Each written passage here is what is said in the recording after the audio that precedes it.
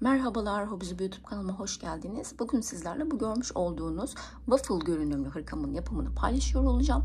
Yapılışı kolay. Şöyle boyundan başlıyoruz. Daha sonrasında kollarımıza kadar iniyoruz. Yani gövde istediğiniz uzunluğa ve büyüklüğe getirene kadar örme imkanınız olacak. Burada herhangi bir sayı vesaireyi vermeme gerek yok. Çünkü herkes kendi bedenine göre ayarlıyor. Boyundan başladık. Geldik şöyle koltuk altına kadar. Eğer ki daha büyük bir bedene sahipseniz hiçbir birleştirme yapmadan devam ediyorsunuz.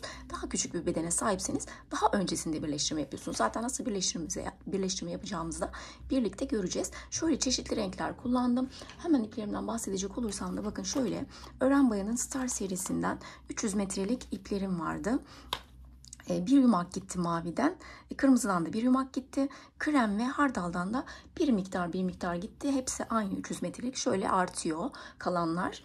Bu şekilde değerlendirdim. Sonrasında da şöyle lastik kısmına şöyle farklı bir şey yapmak istedim. Klasik lastiklerin dışında son olarak da hemen şöyle önüne bir bağcık düşündüm. Daha tatlı duracaktır diye sizler dilerseniz şuraya farklı objelerde kullanabilirsiniz. Düğme dışında bir şeyler düşünürseniz eğer. Ben düğme kullanmayı çok sevmediğim için şöyle hızlıcana bir bağcık yaptım. Şöyle eninden bahsedecek olursam bakın soldan sağa enim yaklaşık olarak 47 santim. Uzunluğunu da veriyorum hemen. Dilediğiniz uzunluğa kadar getirebilirsiniz. 54 santimde bir uzunluğu var. İsterseniz bu nerede bitiyor? Bel hizasında bitiyor. Bunu istediğiniz miktar uzatıp popo altı artık daha isterseniz ayak bileklerinize kadar bile yapma imkanınız var. Şöyle kolay bitiyor aslında yakadan başladığımız için. Daha böyle içimize sine yani vücudumuz otura örmeye devam edince daha zevkli ve kolay oluyor. Şöyle bakın çok esneyen 38-40 bedene rahatlıkla olabilecek bir hırka. Verdiğim ölçülerle de o bedene sahipseniz birebir yapabilirsiniz. Eğer ki aynı ipleri kullanacaksak tabii inceliklerine ve kalınlıklarına göre değişiyor çünkü iplerin. Şöyle ipimin üzerinde 3,5'luk tığ yazıyordu. Fakat ben biraz daha böyle puf olmasını istediğim için 5 milimlik tığlarla ördüm. Kenarlarımı da 5 milimlik tığlarla geçtim. Kollarını kısa düşündüm. Bunu uzatabilirsiniz. Uçlarına da tekrardan şu aynı lastik kısmında yaptığımız gibi bir uygulama yapıp bitirebilirsiniz. Çok zevkli bir çalışmaydı. Çok uzun sürmüyor. Hızlıca bitirebileceğiniz bir model. Bu şekilde hemen videomuza geçelim. Beni desteklemek için kanalıma abone olup yorum yapmayı, beğen tuşuna basmayı unutmayın lütfen. Kolay gelsin, çabuk bitsin diyorum benimle başlayacak olanlara. Şimdi ben hırkamı belli bir noktaya kadar ördüm. Başlangıcı nasıl yapacağımızı görelim birlikte. Koyu renkle başlamıştım. Bu kamera açısından çok iyi görünmeyeceğini düşündüğüm için şöyle daha açık bir renkle başlangıç yapmak istiyorum sizlere gösterirken. İlk etapta 50 tane trabzana ihtiyacım var. Bu yüzden zincirlerimi çekerek başlıyorum. İpimi şöyle kilitledim. 50 tane trabzanım olacak. Şimdi ilk etapta 50 tane zincirimi çektim. Fazladan da gelebilir. Gelirse şu alt kısımdan söküp atabiliriz. 50 tane zincirimi çektim. Parmağımı koydum. Son zincirime 1, 2, 3 tane daha zincir çektim. Ve parmağımı koyduğum noktaya batıyorum. Buraya bir tane ikili trabzan. Böyle yan yana 2 tane trabzanım olmuş oldu. Şimdi devam ediyorum. Toplamda 50 tane ulaşana kadar bütün zincirlerin üzerine batıyorum. Ve ikili trabzanlar örüyorum. Sonunda fazladan zinciri çektiysek ondan sonrasını söküp atabiliriz, sıkıntı değil. Şöyle 50 tane ikili trabzanın ulaşana kadar devam edelim. Doluyorum ipimi tığımın üzerine, zincirimin içine giriyorum ve ikisini birlikte olacak şekilde ikili trabzanlar elde ediyoruz. Ve bu şekilde şu başlangıçtaki 3 tane zincir çekerek yükseldiğimiz, bunu da bir trabzandan sayarak şöyle 1, 2, 3, 4, 5, 6, 7, 8 tane yaptım. 50 olana kadar devam edelim. Sırt, ön ve kollarımızı böleceğiz. Yalnız bunu örerken ayarlayacağımız için şöyle devam ediyoruz. Bakın 50 tane trabzanım yaptım. Son trabzanın tepesine 1, 2 tane zincir çekiyorum ve dönüyorum. Bu şimdi ilk trabzanım. Doladım. Bir sonraki trabzanın tepesine batıyorum. İkili trabzan yapıyorum. Bir zincir. Doladım. Tekrar aynı yere batıyorum. Şimdi ön için bir tane trabzan yapmış oldum ilk etapta. Bir tane trabzanımı yaptım. Şuradan bir tane artırma yaptık. Buraya hemen bir ilmek belirleyeceğim. İlmek belirleyicimi buraya taktım. Şimdi kafamız karışmasın diye orada dursun o. Şöyle, şimdi burada modelimizi de kurmaya başlıyoruz. Bakın V'mizi yaptıktan sonra ipimi doladım. Şu ilk gelen trabzanımın arkasından dolanıyorum. Buraya bir tane ikili trabzan yapıyorum. Arkasından dolandıktan sonra. İpimi doladım. Sıradaki trabzanımın üstüne batıyorum. Normal trabzan yapar gibi zincirin tepesine batıyorum. Doladım. Sırasında gelen trabzanımın arkasından dolanıyorum. Bir tane ikili trabzan. Doladım ipimi. Sonraki trabzanımın tepesine batıyorum. Normal düz trabzan örüyorum. Doladım. Bir sonraki trabzanımın arkasından dolanıyorum tekrardan. Buraya bir tane ikili trabzan. İpimi doladım. Bir sonraki trabzanımın tepesine batıyorum. Bu şekilde bakın şöyle. Şu V'min yani arttırma yaptığım yerin sol bacağında sayarak 1, 2, 3, 4, 5, 6 ve 7 oldu. Toplamda 12'ye ulaşana kadar bunu devam ediyorum. Şimdi arkada kalmıştı. Bakın bir önde bir arkada görünüyor böylelikle.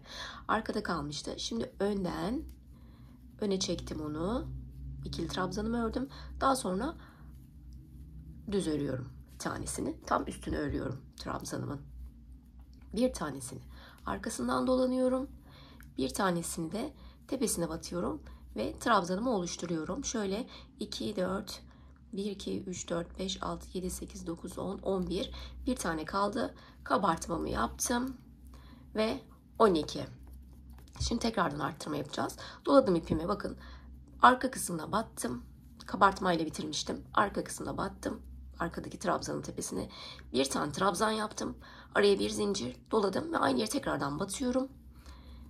Bir tane daha ikili trabzan. Buraya da bir tane belirleyicimi koyuyorum. Burası da bizim artırma yapacağımız yer artık. Kolumuz bu şekilde. Önde bir taneydi. Kolda 12 tane. Şimdi devam ediyorum. Doladım ipimi. Sırasında gelen trabzanın arkasından dolanıyorum. Arttırma yerimizden sonra şöyle bir kabartmayla başlatıyoruz. Doladım. Devam ediyorum. Şimdi sırt kısmını örüyoruz. Sırt kısmında da toplamda 22 tane olacak. Kabartmamı yaptım. Arkasındakini ördüm. Tekrar kabartma. Ve tekrar arkasındakini trabzanın tepesinde batarak örüyorum. Herhangi bir başka bir şey yapmadan. Sırasındakini kabartma yapıyorum. Bu şekilde 22'ye tamamlayalım burayı. Sırt için. Sırt için 22 tane trabzanımı yaptım. Şimdi tekrardan artırma yapacağımız yere geldik. Doladım. Bakın öndeki kabartıyla bitirdik 22'yi. Şimdi arkada kalanın üzerine batıyorum şöyle. Burada artırmamızı yapacağız. İkili trabzanımı yaptım. Bir tane zincirimi çektim. Doladım. Aynı yere tekrardan batıyorum.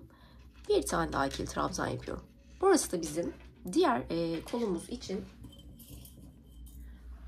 arttırmamızın olduğu yer. Ayrıca sırtta da genişlememiz buradan devam edecek. Buraya da bir tane belirleyicimizi taktık.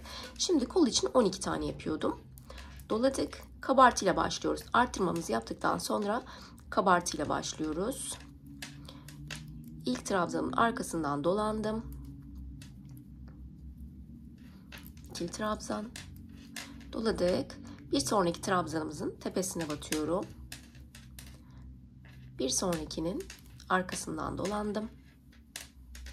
Bir sonrakinin tepesine 12 tane olacak şekilde devam ediyorum.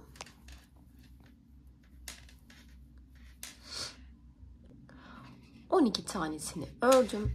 Şimdi tekrardan artırmamız olacak. Doladım. Bakın bir sonraki trabzanın tepesine batıyorum.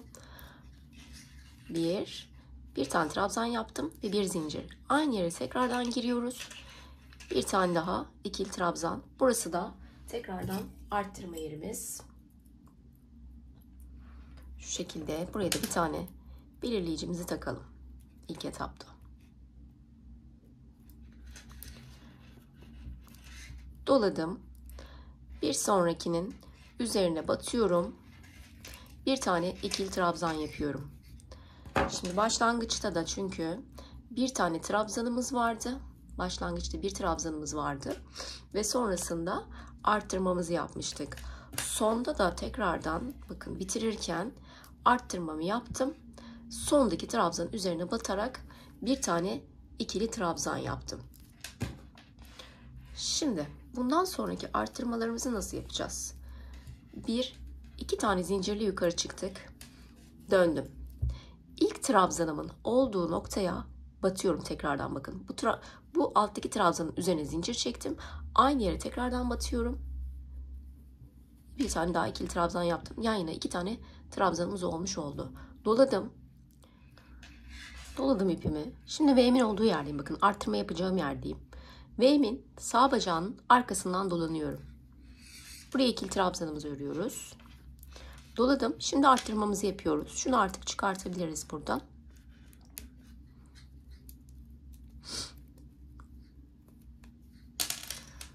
Arttırmamın olduğu V'nin içine girdim. Bir tane ikili trabzan, bir zincir ve tekrar aynı noktaya girip bir tane daha ikili trabzan. Bakın burada yeni bir V oluştu. Doladım ipimi. Alttaki V'min sol bacağının arkasından dolanıyorum. V'nin bacaklarından dolanıyoruz. Sonrasında içlerinden arttırmalarını yapıyoruz. Doladım. Şimdi sırayla gelen bakın biri önde biri arkada. Arkada olanın tepesine batarak bir tane ikili trabzan. Önde olanı da öne doğru çekiyorum. Arkasından dolanıp. Arkada olanın tepesine batıyorum trabzanının. Ve bir tane ikili trabzan. Sonrasında önde olanı tekrardan kabartıyorum. Bu trabzanın arkasından dolandım. Bunu kabartarak örüyorum. Bir tanesini bakın hemen arkasındaki arkada kaldığı için bunu normal zincirine batıyorum tepesindeki. Sırasında gelenin de arkasından dolanıyorum. Bu şekilde artırma yapacağım yere kadar ilerletiyorum. Şimdi artırma yapacağım yere gelmeden bir sıra öncesinde bakın geride kalan trabzanım var. Bu geride kalan trabzanımın üstüne batıyorum. İkili trabzanımı yaptım. Doladım, artırma yapacağım yerdeyim. V'nin sağ bacağının arkasından dolanıyorum. Buna bir tane ikili trabzan. Şimdi artırma yapacağız. Şu belirleyicimizi çıkartalım. Doladım ipimi. V'nin içine giriyorum. Bir tane ikili trabzan. Bir zincir ve tekrardan bir tane ikili trabzan. Doladım ipimi. V'nin sol bacağının arkasından dolanıyorum. Buraya bir tane ikili trabzan. Şimdi sırt kısmındayız. Sırt kısmında da arkada gördüklerimizin üzerine, önde gördüklerimizin de şu şekilde kabartarak 22 taneydi toplamda başlangıçta. Bu şekilde tekrar artırma yapacağımız yere kadar ilerletiyorum. Tekrardan artırma yapacağım yere geldim. Bakın V'den önce şurada geride kalan bir tane trabzanım var. Onun tepesine batıyorum ilk etapta. Doladım ipimi. Şunu da çıkartalım. Doladım. V'min sağ bacağının arkasından dolandım. Burada bir kabartma yaptık. Şimdi tekrardan V'nin içine bir tane ikili trabzan, bir zincir ve bir tane daha ikili trabzan. Arttırmalarımızı bu şekilde yapıyoruz.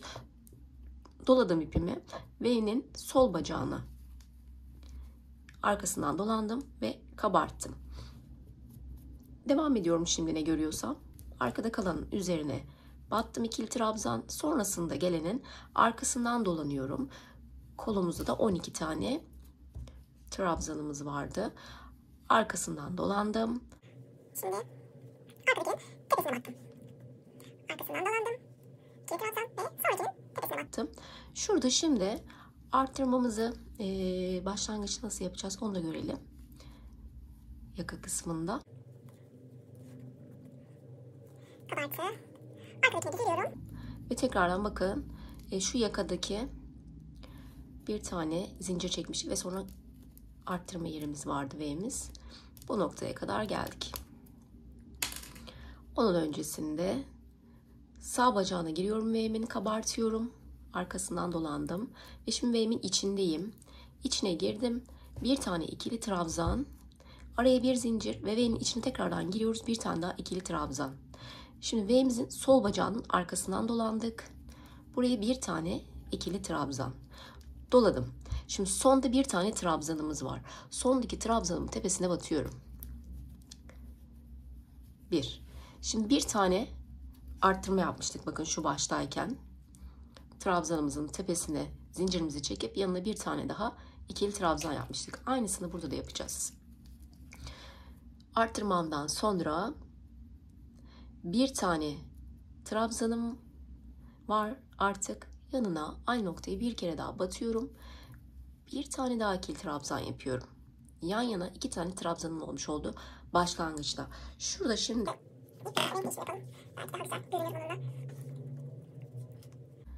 şöyle ip değişimimde de öne doğru çektim. Girdik buradan. 1-2 tane zincirle şunu iyice sıkıştırıyorum. Gri'mi çektim. Döndük. Bakın şimdi tekrardan arttırma yapacağız. Her aşamada arttırma yaparak devam ettiriyoruz. İlk trabzanımın tepesine zincirimi çektim. Doladım. Aynı zincirin üzerine tekrar batıyorum. Bir tane ikili trabzan. Yan yana 2 tane trabzanım olmuş oldu. Aynı trabzanın üzerine. Doladım. Şimdi kabartmayla başlayacağız. Hemen yanındakinin arkasından dolanıyorum. Ve bunu kabartıyorum. Doladım ipimi. Bir sonraki trabzanım bakın arkada. Onun tepesine batıyorum. Doladım. V'min olduğu yerdeyim. Burada belirleyici takmamıştım gözüktüğü için. V'min olduğu yerdeyim. Doladım ipimi. V'min sağ bacağının arkasından dolanıyorum. Şimdi V'min içindeyim. İçine girdik. Bir tane ikili trabzan. Bir zincir. Doladım. Tekrar aynı noktaya giriyorum. Bir tane daha ikili trabzan. Doladım ipimi. V'min sol bacağındayım. Sol bacağına bir tane ikili trabzan yapıyorum. Kabartarak arkasından dolandım ve ikili trabzanını yaptım. Doladım ipimi. Bir sonraki sıradaki trabzanım arkada. Bu yüzden bunun tepesine batıyorum ve ikili trabzan yapıyorum. Doladım. Bir sonraki önde. Bunu arkasından dolandım tığımla ve kabartarak ikili trabzan yapıyorum. Bu şekilde devam edelim şöyle arttırma noktamıza gelene kadar. Tekrar arttırma yapacağımız yere geldim. Şöyle şu arkadaki son trabzanın tepesine battım. İkili trabzanımı yaptım. Doladım ipimi. Bakın V'mizin olduğu yere geldik. Sağ bacağın arkasından dolandım. Kabartıyorum burayı. V'nin içindeyim artık. V'nin içine bir tane ikili trabzan, bir zincir ve tekrardan ikili trabzanımı örüyorum. Doladım. V'min sol bacağının arkasından dolanıyorum. Bir tane ikili trabzan. Şimdi sırasında ne geliyorsa onu örmeye devam edeceğiz. Durdum bakın bir sonraki hemen arkadan başlıyor. Arkadakinin tepesine batıyorum. Doladım. Öndekini kabartıyorum. Tığımın arkadan dolanarak. Bir sıra üstüne batıyoruz trabzanımızın. Bir sıra kabartıyoruz. Bir alt sıralarda ne yaptıysak burada da aynı işleme devam. Değişen bir şey yok. Şu sona geldiğimizde de nasıl bir artırma yapacağımızı görelim. Yani şöyle şu şekilde oluşmaya başladı aslında. Bakın sırt, kollar ve şurada da ufak ufak arttırmalarımızı yaparak V halini vereceğiz.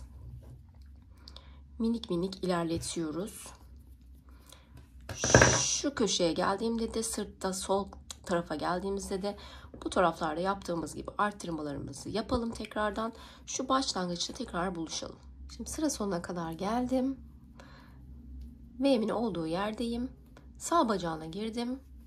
Arkasından dolandım, kabarttım. Şimdi V'nin içine giriyorum. Bir tane ikili trabzan, bir zincir ve bir tane ikili trabzan. Arttırmamızı yapmış olduk böylelikle. V'min sol bacağına batıyorum. Arkasından dolandım. Bir tane ikili trabzan. Şimdi şurada 3 tane trabzanım var benim. Bir tanesi şöyle bakalım. Arkada. Hemen yanındaki kabartma. Doladım. Bir sonraki trabzanımın tepesine batıyorum. Şöyle zincirin tepesine batıyorum. Bir ikili trabzan yapıyorum. Doladım. Aynı noktaya tekrardan batıyoruz. Bakın başta arttırma yaptığımız için sonda da arttırmamızı yaparak başlıyoruz. Bitiriyoruz. Çok pardon. Başta arttırma yaparak başladık. Sonda da arttırma yaparak bitişimizi sağlıyoruz. Şimdi burada başka bir renge geçelim. Belki daha renk olarak görünür olur. Tam güzel bir ton bulamadım gösterirken. Açık renk yapayım dedim ama ışıktan o da yansıyor. O da çok ince. Bir, iki tane zincirle dönüyoruz. Doladım. Bakın şurada başlangıçtaki zincirimin tepesine 2 tane zincir çektim şuradaki trabzanım. Aynı noktaya tekrar batıyorum. Başlangıçlarda zincirimizi çektikten sonra her sırada aynı ilk noktada 2 tane ile başlatıyoruz. İlk trabzanın tepesine önce zincir çekiyorum, sonra yanına bir tane daha trabzan yapıyorum. Hep iki tane ile başlatıyorum. Doladım. Hemen bir sonrakinin arkasından dolanıyoruz. Yani bu sıralarda hiç şaşmıyor. Başlangıçta zincirimi çektim, döndüm 2 tane zincirle. Sonra aynısının üzerine bir tane daha ördüm. 2 tane trabzanımı yaptım yan yana şu şekilde. Daha sonra ipimi doluyorum ve sıradaki trabzanımın arkasından dolanıyorum. Her sırada bu böyle olacak. Daha sonrasında bakın bir sonraki arkada kaldığı için onun üzerine ördüm. Bir sonraki önde. Bunu kabartarak örüyorum. Bir sonraki arkada. Bu şekilde devam ettireceğiz. Bir önden bir arkadan. Arttırma yerine geldiğimizde de sağ bacağının arkasından kabartıyoruz. Sonrasında içine örüyoruz. Sonrasında tekrardan sol bacağını kabartıyoruz şeklinde ilerlete devam ettireceğiz. Ve şöyle kaç sıra yapmışım ben? Kaç sıra yapmışım? 2, 4, 5, 6. Şimdi 20 sıra boyunca ilerlettim. Şöyle santim ölçüsü vereyim çünkü iplerin kalınlıkları çok farklı olabiliyor. Başlangıçtaki ikili trabzanımızla birlikte 21 sıra örmüş oldum. Şöyle 23 santim kadar örmüşüm. Arttıra devam ettim 23 sıra boyunca. Sonrasında şöyle ucu ucuna geldi. Buradan itibaren daha fazla bunun üst üste binmesini istemiyorum. Önde arttırmaları yapmayı bırakıyorum bu noktadan itibaren. Sadece gövdeyi genişletmek istiyorum. Bu yüzden ne yapacağız? Dümdüz devam ettireceğim. Hiçbir arttırma yapmadan başlangıçta ve sonda. Şimdi ne yapıyorduk normalde? Şöyle. Normalde başlangıcımızı zincirimizi döndükten sonra bir tane daha örüyorduk. Burada artık onu yapmayacağız. Şimdi 2 tane zincirle döndüm. Tekrar aynı noktaya batıyordum. Aynı noktaya batmıyorum. Doladım ipimi. Aynı trabzanın üzerine batmıyorum artık. Arttırma yapmayacağım için bir sonraki trabzanıma direkt örmeye başlıyorum. Bakın direkt arkasından dolandım. Burada arttırmamı yapmıyorum artık. Bir tane zincir çektim ve yanına koymuyorum yenisini. Doladım. Bir önden bir arkadan örmeye devam ediyorum. Şimdi gövdeyi büyütmeyi bu şekilde devam edeceğim ben. 1-2 sıra daha. Sona geldiğimizde bunu aynı devam ettiriyoruz. Bütün bedeni. Sona geldiğimizde de şimdi şurada V'mizi şuradan ördük, arttırma yaptık. Bu noktaya kadar geldik, ilerlettik. Sona geldiğimizde son trabzanımızı 2 kere batıyorduk. Buraya artık bir tane yapacağız ve döneceğiz tekrardan. Hiçbir arttırma yapmayacağız. Buranın şöyle dümdüz inmesini sağlayacağız. Evet, bahsettiğim gibi birkaç sıra, 4 sıra boyunca dümdüz devam ettirdim. Bakın düz iniyor artık. Arttırma olsaydı çünkü şöyle verev vermiş olacaktık. Dümdüz indi. Bir 4 sıra, 4-5 sıra boyunca düz devam ettirdim. Şimdi son ölçüsünü vereyim. Şöyle baktığımızda sırttan arttırmamı bitirdiğim noktaya kadar 26 santim. Kol altlarından itibaren de alıyorum. Bakın buradan itibaren çünkü birleştireceğim. Kol altından da 47-48 santim kadar oldu şu kısım. Şu kısım koltuk altından koltuk altına. Şimdi şu iki tarafı birleştirdim. Bakın kol evimi belirledim. Burayı örmeyeceğim. Daha sonrasında devam edeceğiz. Kollarımıza ilk etapta şu gövdemizi öreceğiz. Bunu şu iki noktadan bakın birleştirin sizler de. Daha sonrasında bunu üzerinize giyinin. Eğer ki vücut ölçünüze uygun olduysa arttırma yapmanıza gerek yoktur. Ön kısımda ne kadar uzatırsanız o kadar. Şimdi göğüs kimilerinde göğüs daha geniş olabiliyor ya da göbek daha geniş olabiliyor. Bu miktarı ne kadar çok arttırırsanız şuradaki hacim o kadar artacaktır. Ona göre siz kendi vücut ölçünüze bağlı olarak ilerletmeniz gerekecek. Şimdi ben bu noktada artık koltuk altlarımı birleştirmek istiyorum. Buradan başlıyorum, koltuk altına gidiyorum. Orada tekrardan birleştirmeyi görelim. Birleşim yapacağım noktaya kadar ulaştım. Bakın şurayı birazcık yakınlaştıralım. Buradan birleşim yapacağız. Şu alt ve üst kısmı birleştireceğiz ve devam ettireceğiz. Şimdi köşedeyim tam. Bakın V'nin olduğu yerdeyim. Doluyorum ipimi. Birleştirmeden önce V'min sağ bacağını arkadan dolanıp ikili trabzanını örüyorum. Sonrasında alttaki V ile üstteki V'mi şöyle birleştiriyorum. Doladım ipimi. Her ikisini birden giriyorum. Ve bir tane ikili trabzan yaptım. Bakın bu noktada birleşti. Sonrasında sırtımı örmeye başlayacağım. Sırtımı örmeye başlıyorum. Bakın çevirdim. Arka kısmındayım artık. Doladım ipimi. Burada şimdi köşede V'miz var. Birleştirdik ya az önce. Bu V'min sol bacağını arkadan dolanıyorum. Birleştirmeden önce sağ bacağına dolanmıştık. Şu parçamızın birleştirdikten sonra sol bacağın arkasından dolandım. Bir tane ikili trabzan yaptım. Şimdi ne görüyorsam onu devam ediyorum. Bakın onun hemen devamında arkasında duruyor trabzanım. Bunu arkadakini ördüm. Şimdi önde kabartmamı yapıyorum. Bir sonraki birleştirme yapacağım yere kadar bunu ilerletiyorum. Orayı bir kere daha gördükten sonra bütün vücut dümdüz inecek. Şimdi ikinci birleştirme yerime geldim. Şöyle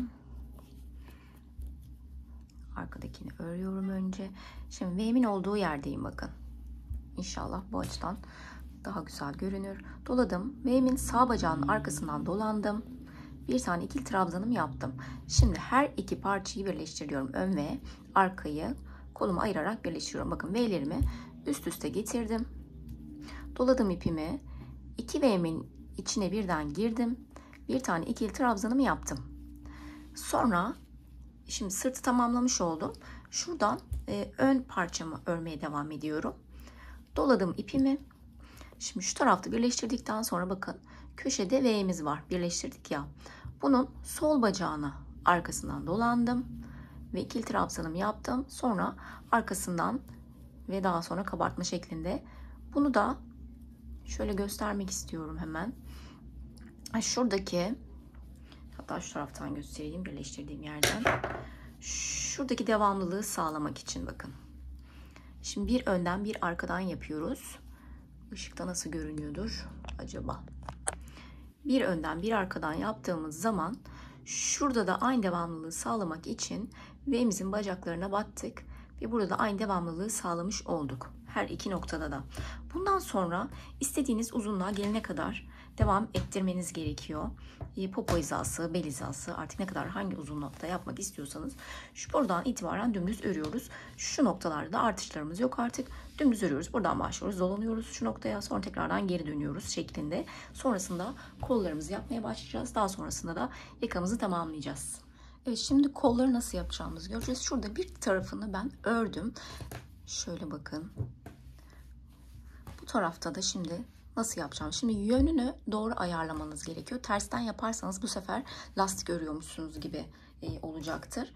Önce bir taraftan ördükten sonra kontrol edin. Eğer ters tarafındaysanız hırkanızı şöyle çevirip diğer tarafından örmeye başlayın. Şimdi yaptığımda anlayacaksınız ne demek istediğimi. Koltuk altından tam başlıyorum kolumu yapmaya. Şuradan bakın şöyle kontrol edeceğiz. Tam köşe noktasında neye denk geldiğini, yani altta üstte, altta üstte, altta üstte, demek ki tam şu köşe, yani tam orta noktam altta kalacak. Sonra tekrardan bakın üst alt üst şeklinde devam ediyor. Buna dikkat ederek şimdi şurayı tam alta denk getireceğiz. Şöyle iki taraftan birden girdim, bakın tığımı buradan sokuyorum, ipimi bir bağlayayım burada. İpimi geçirdim iki taraftan birden. Bir tane zincirimi çektim. Doladım ipimi. Şu tam belirlemiş olduğum trabzanın arkasından dolanıyorum. Buraya bir tane ikili trabzanımı oluşturuyorum ilk etapta. Buraya bir tane ikili trabzanımı oluşturdum. Şimdi devam ediyorum. Bakın sol tarafa doğru kontrol ederek üstte, altta, üstte, altta, üstte şeklinde devam. Tığın üstüne ipimi doladım. Üstte olanı arkasından dolandım, kabartıyorum. Doladım ipimi, altta olanı tekrardan arkadan örüyorum. Şimdi bu sırayı diğer kısımlarda nasıl yaptıysak aynı şekilde devam ettireceğiz. Şimdi bunu ördükten sonra bir kontrol edin. Eğer ki lastik örgü gibi görünüyorsa işinizi ters tarafından başlatmışsınızdır koltuk altı için. Waffle görünümüne devam etmemiz gerekiyor. Çünkü buna dikkat etmemiz lazım burada. Şöyle örüyorum bir. Sıramın sonuna kadar geleceğim. Orada döne döne örmeyeceğiz bu örneği. İşimizi döndüre döndüre öreceğiz. Şu sıra sonuna kadar bir devam ettiriyorum. Dolandım, bakın tekrar koltuk altına kadar geldim. Şöyle kol evimi bütün ördüm. Şurada waffle görüntüsünü tekrardan sağlamış oldum. Şimdi sona kadar geldim. Şu benim başlangıç yaptığım, ipimi bağladığım yerde ipimin bir parçası duruyor zaten. Son olarak nerede kalmışım? Alt yaptık, ördüm. Üst örüyorum. Son trabzanım kabartmalıydı. Sonrasında birleşim yapacağım. Bakın şurası bizim başlangıç yaptığımız yer. Buradan girdim. İpimi bir tane kaydırıyorum.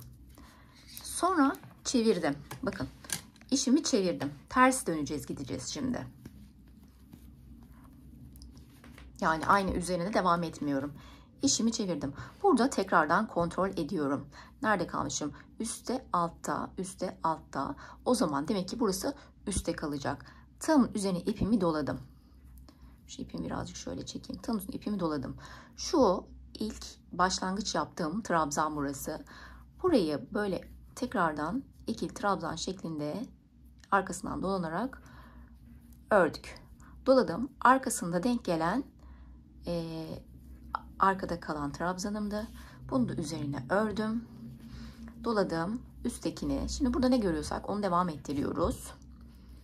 Bahsettiğim şeyi daha net anlaşılır hale gelene kadar şurada 1-2 sıra daha öreyim.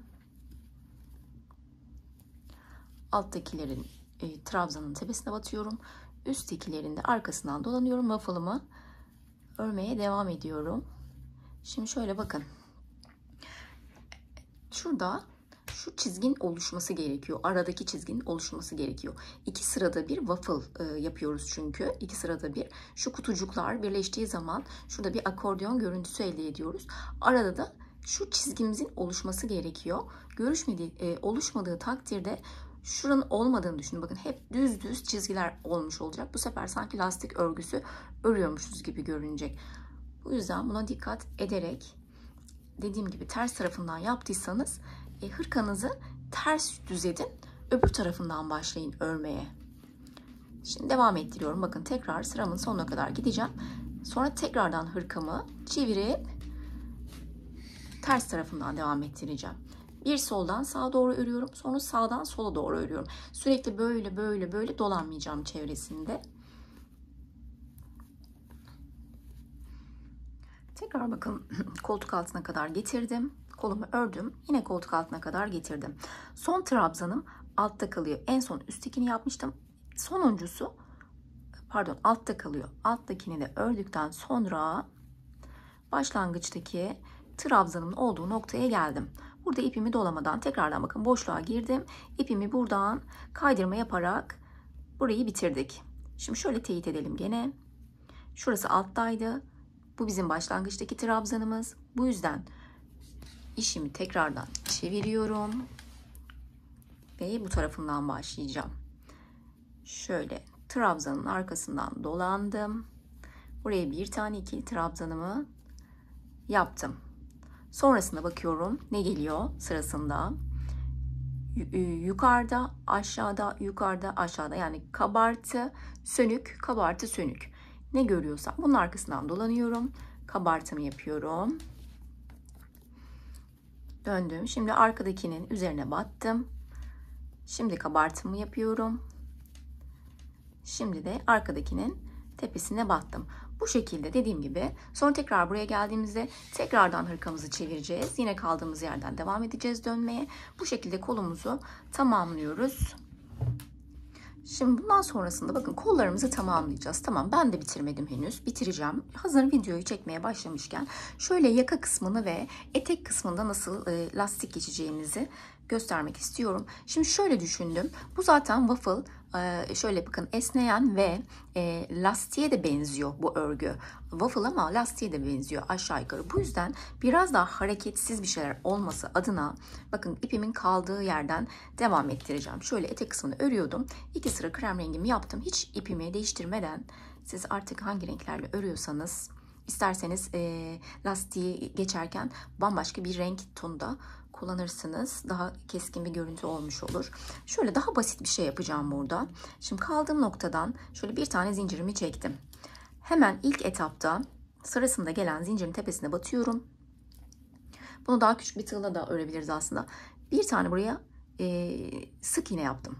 Bir zincir çektim. Bir tane alttaki zincirimi atlıyorum. Bir sonrakine batıyorum. Bir sık iğne. Arada bir tane zincir.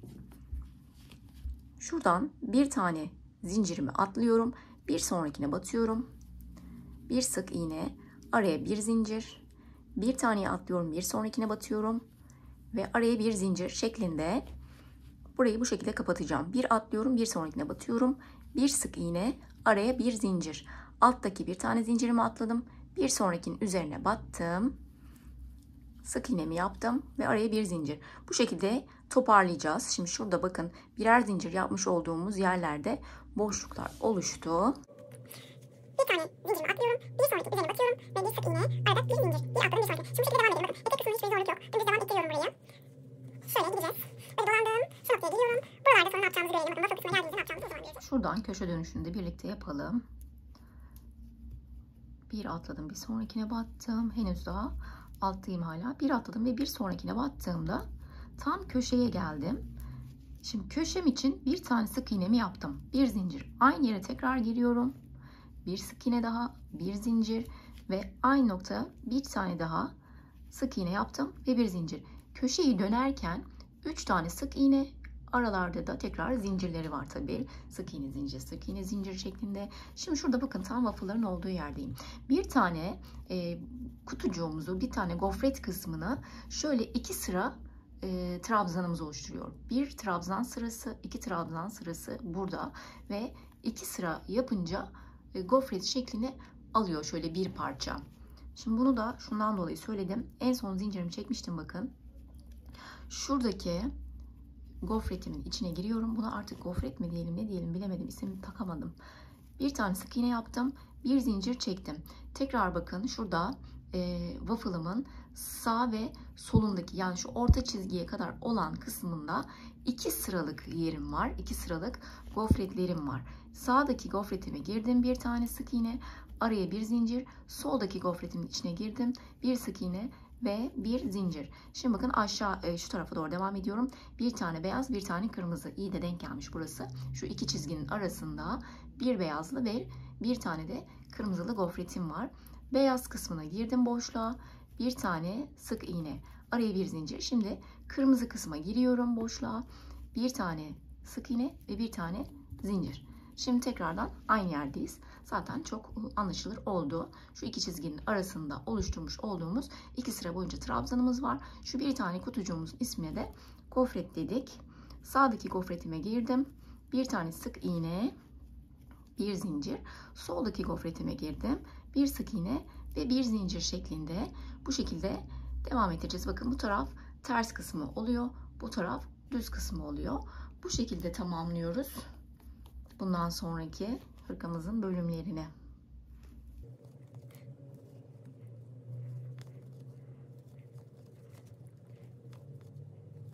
Yaka kısmına geldiğinde de tamamen o aralıkları ayarlayarak devam ettirin. Burada bir zorluğu yok. Ekstradan şey yapmıyorum yani.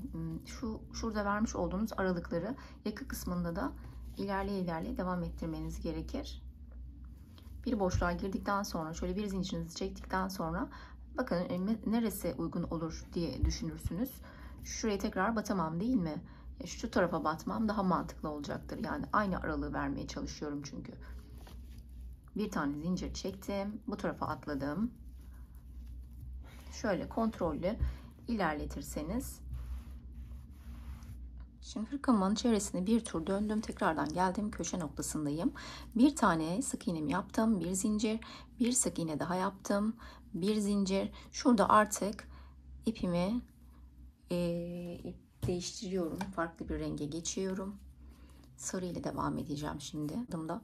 İpimi buradan geçirdim. Bir tane zincirimi hardal rengi ipimle yaptım. Şimdi kremimi kesiyorum normalde.